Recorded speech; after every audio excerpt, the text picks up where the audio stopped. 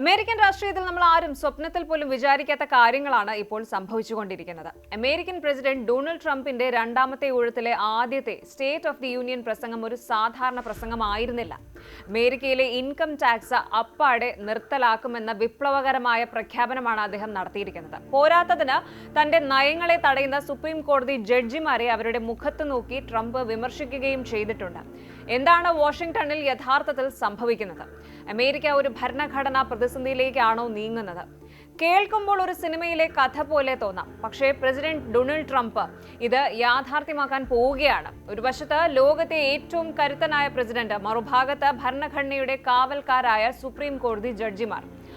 ആദായ നികുതി ഒഴിവാക്കുമെന്ന പ്രഖ്യാപനവും ജുഡീഷ്യറിക്കെതിരെയുള്ള തുറന്ന പോരും അമേരിക്കയെ എങ്ങോട്ടാണ് കൊണ്ടുപോകുന്നത് പരിശോധിക്കാം. ആദ്യം തന്നെ നമുക്ക് ആ പ്രഖ്യാപനത്തിലേക്ക് വരാം. അമേരിക്കൻ ജനതയുടെ നട്ടലൊടിക്കുന്ന ഇൻകം ടാക്സ് സമ്പ്രദായം പാടെ എടുത്തു മാറ്റുമെന്നാണ് ട്രംപ് പ്രഖ്യാപിച്ചിരിക്കുന്നത്. പകരം പണം എവിടെ നിന്ന് വരും? അവിടെയാണ് ട്രംപിന്റെ താരിഫ് സ്ട്രാറ്റജി വരുന്നത്. വിദേശ രാജ്യങ്ങളിൽ നിന്ന് അമേരിക്കയിലേക്ക് വരുന്ന സാധനങ്ങൾക്ക് വൻതോതിൽ ഇറക്കുമതി തീരുവ ഏർപ്പെടുത്തുക. ചൈന ഉൾപ്പെടെയുള്ള വിദേശ രാജ്യങ്ങളിൽ നിന്ന് അമേരിക്കയിലേക്ക് വരുന്ന സാധനങ്ങൾക്ക് വലിയ നികുതി ഏർപ്പെടുത്തും. ഇതിലൂടെ ലഭിക്കുന്ന വരുമാനം കൊണ്ട് രാജ്യം ഭരിക്കാമെന്നാണ് ട്രംപിന്റെ ഒരു ലൈൻ. നിങ്ങൾ അധ്വാനിക്കുന്ന പണം മുഴുവൻ നിങ്ങൾക്ക് തന്നെ എന്ന ഈ ഒരു വാഗ്ദാനം സാധാരണക്കാർക്കിടയിൽ വലിയ തരംഗമാണ് ഉണ്ടാക്കിയിരിക്കുന്നത്. പഴയ കാലത്തെ പോലെ അമേരിക്ക ഒരു ടാക്സ് ഫ്രീ സ്വർഗമാക്കുമെന്നാണ് അദ്ദേഹം പറയുന്നത്. എന്നാൽ ഇതിന്റെ പ്രായോഗികതയെക്കുറിച്ച് ഇക്കണോമിസ്റ്റുകൾക്കിടയിൽ വലിയ തർക്കമുണ്ട്.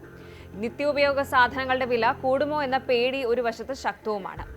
ഈ പ്രഖ്യാപനത്തെക്കാൾ ലോകത്തെ ഞെട്ടിച്ചത് ട്രംപും സുപ്രീം കോടതിയും തമ്മിലുള്ള ആ ഒരു ഫേസ് ടു ഫേസ്, മുഖത്തോട് മുഖം നോക്കിയുള്ള ഏറ്റുമുട്ടൽ തന്നെയാണ്. സാധാരണഗതിയിൽ സ്റ്റേറ്റ് ഓഫ് ദി യൂണിയൻ പ്രസംഗത്തിൽ ജഡ്ജിമാർക്ക് വലിയ ബഹുമാനം നൽകാറുണ്ട്.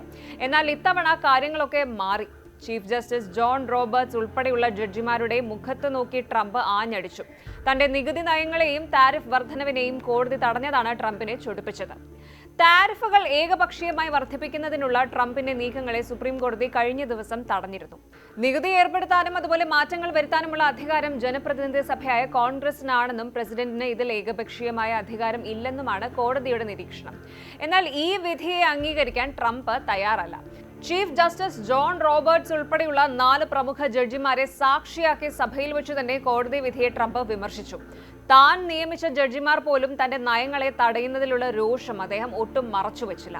ജുഡീഷ്യറി ഭരണനിർവഹണത്തിൽ അനാവശ്യമായി ഇടപെടുന്നു എന്ന സന്ദേശമാണ് ട്രംപ് ഇതിലൂടെ നൽകുന്നത്. ജഡ്ജിമാരെ റീനോസ്, അതായത് റിപ്പബ്ലിക്കൻ ഇൻ നെയിം ഓൺലി, പേരിൽ മാത്രം റിപ്പബ്ലിക്കൻ ആയവർ എന്നും ഇടതുപക്ഷത്തിന്റെ കൈപ്പാവകൾ എന്നും അദ്ദേഹം വിശേഷിപ്പിച്ചു.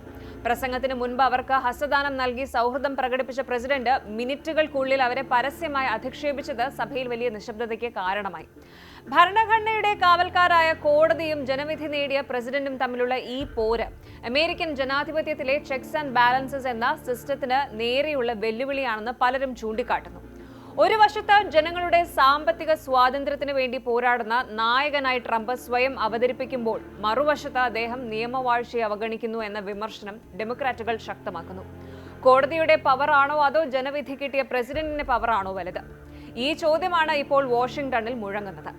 ഇതൊക്കെയാണെങ്കിലും അമേരിക്കൻ ഇക്കണോമി ബൂമിംഗ് ആണെന്നാണ് ട്രംപ് അവകാശപ്പെടുന്നത്. സമ്പദ് വ്യവസ്ഥയെക്കുറിച്ചുള്ള ട്രംപിന്റെ അവകാശവാദങ്ങൾ വലിയ കണക്കുകളെ അടിസ്ഥാനമാക്കിയുള്ളതാണ്.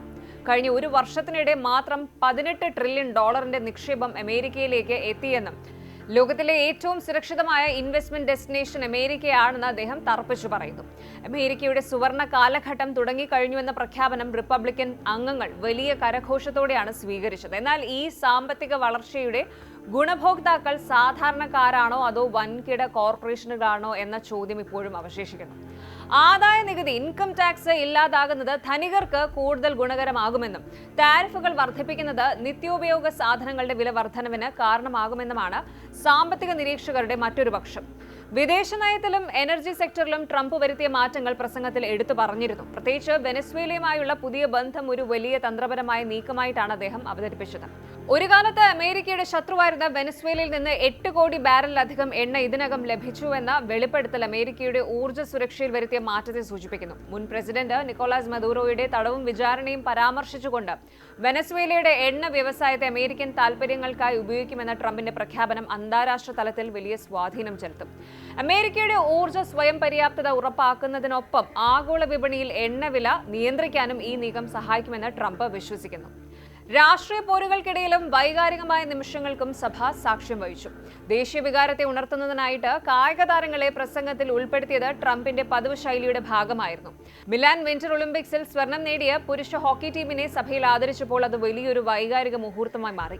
കായിക താരങ്ങളെ തന്റെ രാഷ്ട്രീയത്തിന് കരുത്തായി ഉപയോഗിക്കുന്നതിൽ ട്രംപ് എപ്പോഴും മിടുക്കനാണ്. രാജ്യസ്നേഹവും സാമ്പത്തിക പരിഷ്കാരങ്ങളും ഒരേപോലെ വിളക്കിച്ചേർത്ത് ജനപിന്തുണ ഉറപ്പിക്കാനാണ് അദ്ദേഹം ശ്രമിക്കുന്നത്.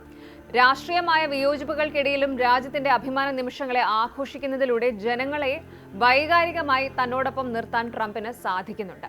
ഇതൊക്കെയാണെങ്കിലും ഈ സ്റ്റേറ്റ് ഓഫ് ദി യൂണിയൻ പ്രസംഗം വരും മാസങ്ങളിൽ അമേരിക്കയിൽ വലിയ രാഷ്ട്രീയ പ്രക്ഷോഭങ്ങൾക്ക് കാരണമാകുമെന്ന് ഉറപ്പാണ്. ആദായ നികുതി നിർത്തലാക്കാനുള്ള നീക്കം നിയമപരമായി എങ്ങനെ നേരിടുമെന്നത് കോൺഗ്രസിനും കോടതിക്കും മുന്നിലുള്ള വലിയ വെല്ലുവിളിയാണ്. പ്രസിഡന്റിന്റെ ഏകപക്ഷീയമായ പ്രഖ്യാപനങ്ങളും കോടതിക്കെതിരായ ആക്രമണങ്ങളും ഭരണഘടനാ പ്രതിസന്ധിയിലേക്ക് നീങ്ങുമോ എന്ന് പലരും ഭയപ്പെടുന്നു. ട്രംപിന്റെ അനുയായികൾ ഇതിനെ ജനകീയമായ വിപ്ലവമായി കാണുമ്പോൾ എതിരാളികൾ ഇതിനെ അധികാര ദുർവിനിയോഗമായിട്ടാണ് വിശേഷിപ്പിക്കുന്നത്. അമേരിക്കൻ ജനതയുടെ സാമ്പത്തിക നിലയെയും രാജ്യത്തിന്റെ ഭരണഘടനാ മൂല്യങ്ങളെയും ഒരുപോലെ ബാധിക്കുന്ന ഈ വിഷയത്തിൽ വരും ദിവസങ്ങളിൽ എടുക്കുന്ന തീരുമാനങ്ങൾ അമേരിക്കയുടെ ഭാവി നിർണ്ണയിക്കും. ഭരണകൂടവും നീതിന്യായ വ്യവസ്ഥയും തമ്മിലുള്ള ഈ പോരാട്ടം വെറുമൊരു രാഷ്ട്രീയ തർക്കമല്ല, മറിച്ച് ജനാധിപത്യത്തിലെ അധികാര വിഭജനത്തെക്കുറിച്ചുള്ള ആഴത്തിലുള്ള സംവാദം തന്നെയാണ്. ട്രംപിന്റെ അമേരിക്ക ഫസ്റ്റ് എന്ന നയം സാമ്പത്തിക മേഖലയിൽ വിജയിക്കുമോ അതോ രാജ്യം മറ്റൊരു സാമ്പത്തിക അസ്ഥിരതയിലേക്ക് നീങ്ങുമോ എന്ന് കണ്ടറിയേണ്ടതുണ്ട്. നികുതിരഹിത അമേരിക്ക എന്ന സ്വപ്നം യാഥാർത്ഥ്യമാകുമോ അതോ അത് കോടതി മുറികളിൽ തട്ടി അവസാനിക്കുമോ? അമേരിക്കൻ ജനത ഈ മാറ്റങ്ങളെ എങ്ങനെ സ്വീകരിക്കുന്നു എന്നതിനെ ആശ്രയിച്ചിരിക്കും ട്രംപിന്റെ രണ്ടാം ഊഴത്തിന്റെ വിജയം. പക്ഷെ ഒരു കാര്യം ഉറപ്പാണ്, അമേരിക്ക ഇപ്പോൾ ഒരു കോൺസ്റ്റിറ്റ്യൂഷണൽ ക്രൈസിസ് അല്ലെങ്കിൽ ഭരണഘടനാപരമായ പ്രതിസന്ധിയുടെ വക്കിലാണ്. ജനാധിപത്യം എന്നാൽ കേവലം തിരഞ്ഞെടുപ്പല്ല, മറിച്ച് നിയമങ്ങളുടെയും സ്ഥാപനങ്ങളുടെയും നിലനിൽപ്പ് കൂടിയാണെന്ന് ഓർമ്മിപ്പിക്കുന്നതാണ് ഈ പുതിയ രാഷ്ട്രീയ സാഹചര്യം. ആദായ നികുതി നിർത്തലാക്കാനുള്ള നീക്കം കോടതിയിൽ തടയപ്പെട്ടാൽ ട്രംപ് എന്ത് ചെയ്യും? ജനപ്രതിനിധി സഭയും കോടതിയും പ്രസിഡന്റും തമ്മിലുള്ള ഈ ഒരു ട്രിപ്പിൾ ഫൈറ്റ് ലോകം ഉറ്റുനോക്കുകയാണ്. ഇത് ട്രംപ് പറയുന്ന സുവർണ കാലഘട്ടത്തിന്റെ തുടക്കമാണോ അതോ അമേരിക്കൻ ജനാധിപത്യത്തിന്റെ തകർച്ചയുടെ തുടക്കമാണോ? വരും ദിവസങ്ങൾ ഇതിന് ഉത്തരം നൽകും. കൂടുതൽ വാർത്തകൾക്ക് news 18 Keralam YouTube channel subscribe ചെയ്യുക.